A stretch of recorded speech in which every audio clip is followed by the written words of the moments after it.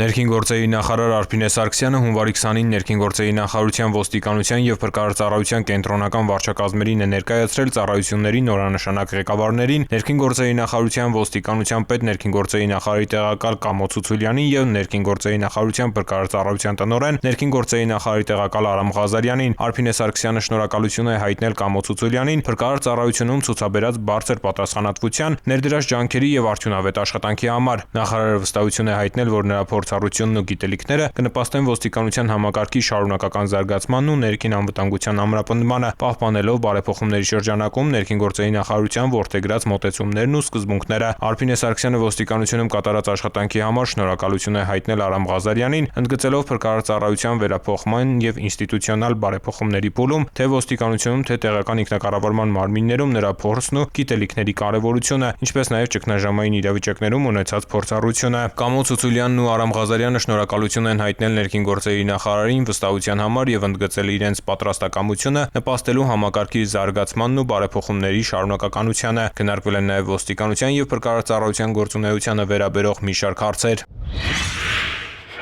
Հունվարի 15-ին տեղի է ունեցել միգրացիոն կառավարման եւ ինտեգրման հզորացում Շվեդիա-Հայաստան երկկողմ նախաձեռնության 2025-2029 թվականների ծրագրի ղեկավար կոմիտեի առաջին նիստը։ Նիստին ներկայ էին ներքին գործերի նախարարի տեղակալ Արմեն Ղազարյանը, միգրացիա եւ քաղաքացիության ծառայության պետի տեղակալ Իրինա Դավթյանը, ներքին գործերի նախարարության միջազգային համագործակցության վարչության պետի տեղակալ Հայկանուշ Չոբանյանը։ Նիստի ընթացքում շվեդական կողմը ներկայացրել է ծրագրի 2020-2026 թվականների համար նախատեսված անելիքները, քննարկվել են գործողությունների հետ կապված հարցեր։ Հունվարի 16-ին պաշտոնապես տրվել է ծրագրի մեկնարկը։ Բացման խոսքով հանդես են եկել ներքին գործերի նախարարի տեղակալ Արմեն Ղազարյանը, Հայաստանում Շվեդիայի թագավորության արտակարգ եւ լիազոր դեսպան Եվա Սունդկվիստը, Շվեդիայի միգրացիոն գործակալության թվայնացման եւ զարգացման բաժնի ղեկավար Մարկուս Տորեմարը։ Ներքին գործերի նախարարի տեղակալը նշել է, որ ծրագրի մեկնարկը կարևոր քայլ է Հայաստանի միգրացիայի կառավարման եւ զբաղվածության ոլորտներում պետական կարողությունների զարգացման համար, ընդգծելով առաջնորդության, թվայնացման եւ վերադարձի ու վերաինտեգրման ուղղությունների նշանակությունը։ Ծրագրի մեկնարկը կարևոր իրադարձություն է մեզ համար, որովհետեւ բավականին երկարաժամկետ ծրագիր է, ֆինանսական բավականին լուրջ կարողություններով, որը հնարավորություն կտա զարգացնել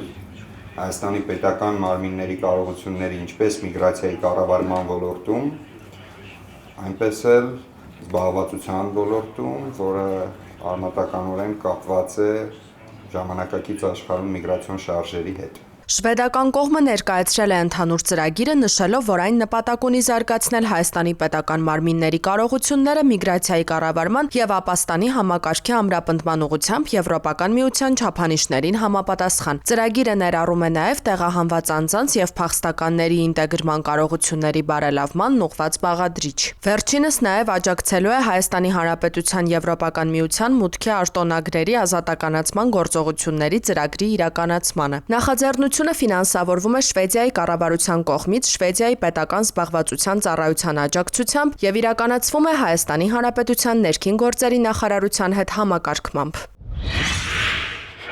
Հունվարի 5-ի երեկոյան ոստիկանության Լոռու մարզի օպերատիվ կառավարման կենտրոն զանգահարած քաղաքացին հայտնեց բնակարանային գողության վերաբերյալ։ Քաղաքացուն այդ մասին տեղյակ էր պահել եղբայրը, որը տեսախցիկի միջոցով տեսել էր, որ մտել ու գողացել են երկու հեռուստացույց։ Քրեական ոստիկանության Լոռու մարզային վարչության ծառայողները մեկնեցին դեպքի վայր։ Նախաձեռնվեց քրեական վարույթ, որի շրջանակում ձեռնարկած անհրաժեշտ գործողություններից հետո քրեական ոստիկանները համագործակցեցին համայնքային ոստիկանության Ստեփանավանի բաժնի ծառայողների հետ։ Պարզվեց, որ հիշյալ գողությունը կատարել են Ստեփանավանի բնակիչ 36 եւ 37 տարեկան երկու տղամարդիկ։ Երկուսն էլ հայտնաբերվեցին Ստեփանավանում, ձերբակալվեցին ու տեղափոխվեցին քրեական ոստիկանության Լոռու մարզային վարչություն։ Երկուսն էլ խոստովանեցին արարքը։ Գողացված հեռուստացույցներից մեկը հայտնաբերվել է, հանգամանքները պարզվում են։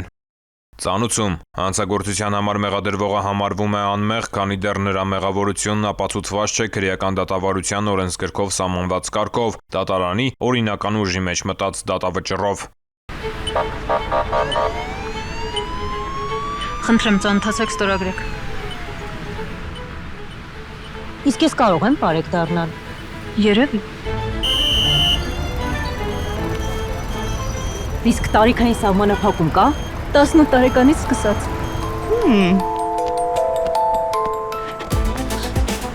Իսկ Ֆիզիկական պատրաստվածություն։ Կարևոր է։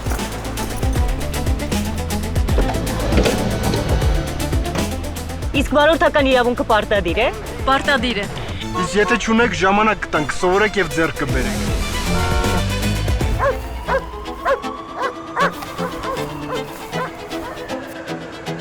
Իսկ քաղաքացիությունը պարտադիր է։ Պարտադիր է։ Վստահիր քեզ, միացիր մեզ։ Իսկ ես կարող եմ բարեկ դառնալ։ Երևի։ Հայաստանի Հանրապետության ներքին գործերի նախարարությունը հայտարարում է բարեկային ծառայության ընդունելություն։ Կառավարությունն իրազեկում է։ Կասկածելի անձանց եւ կազմակերպությունների միջոցով մի ստացեք եւ մի փոխանցեք դրամական միջոցներ։ Հարգելի քաղաքացիներ, ներքին գործերի նախարարության ոստիկանությունը հորդորում է դրսևորել առավելագույն զգոնություն, երբ անծանոթ անձինք հորդորում կամ խնդրում են իրականացնել դրամական միջոցների ընդունում եւ փոխանցում։ Ձեռնպահ մնացեք կասկածելի գործունեություն իրականացնող հիմնադրամների կամ կառույցների միջոցով դրամական որևէ փոխանցում ընդունելուց կամ կատարելուց։ Այդպիսի փոխանցումների հետևանքով կարող եք ոչ միայն ֆինանսական կորուստներ ունենալ, այլև ձեր կամքից անկախ դառնալ հանցավոր շղթայի մի մասը։ Եղեք զգոն եւ չեք դառնա զեղծարարության զոհ։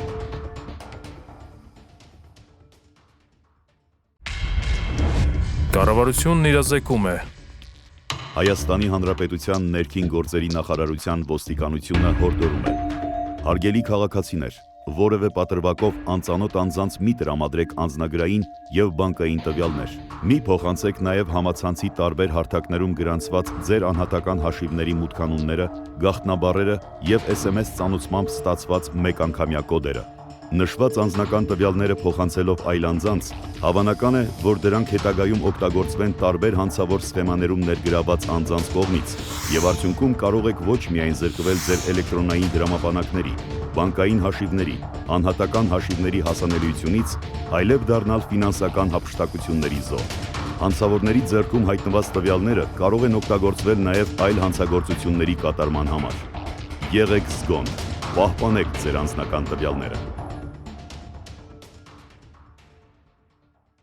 Օգտակար խորհուրդներ վարորդներին ձմռանը երթևեկելիս։ Վարորդներին խորհուրդ է տրվում ձմռանը երթևեկել բացառապես ձմեռային անվադողերով, պահպանել տարածություն դիմացի մեքենայից, կտրուկ չարգելակել կամ փոխել արագությունը, փորձել վարել մեքենան ճամփեզրին մոտ, որտեղ կա նստած ձյուն։ Ինչ անել, երբ մեքենան արգելափակվել է ձյան մեջ։ Առաջին հերթին պետք չէ խուճապի մատնվել։ Ավելի լավ է փորձել փոստփորել արգելափակված անվի տակ եւ դրա տակ դնել հենարանային մակերես, օրինակ սրահի գորգը։ Դա կօգնի բարելավել ձգողականությունը եւ հաջողությամբ դուրս բերել մեքենան արգելափակումից։ Մերկասառույցը խիստ վտանգավոր երևույթ է, միշտ հետևեք եղանակային կանխատեսումներին։ Հիշեք խորհուրդները եւ եղեք պաշտպանված։ Եթե հայտնվել եք արտակարգ իրավիճակում, անհապաղ զանգահարեք ներքին գործերի նախարարության փրկարար ծառայության 911 հեռախոսահամարին։